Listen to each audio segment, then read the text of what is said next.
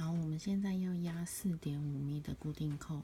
那我用的模具是薄的14mm的磁扣的公扣用模具，然后跟6mm固定扣的上模。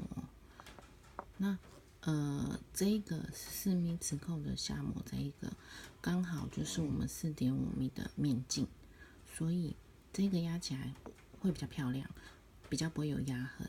所以我会把它放在扣面的地方，就是要绣出来的地方。好，那我们就直接放上去咯。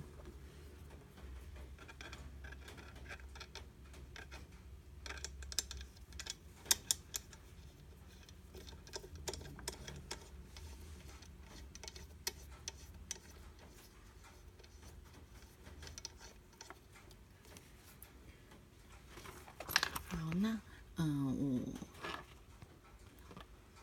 图案布这一边会是正面，所以我这一面我会让它在下模，这样子直接这样子放。好，这个是我们刚刚压出来的效果。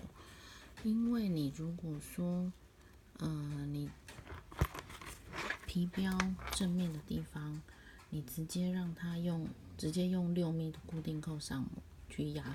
你如果是放这样子的话，那你因为我们模具我们是用6mm的，上面的模具我们用6mm，所以你这样压出来的话，旁边会有一圈压痕，所以就不要这样子压，会比较丑。那我们这样子压出来，你看我们的效果是旁边不会有一圈压痕，那看起来也是 OK 的。好，各位可以试试看咯。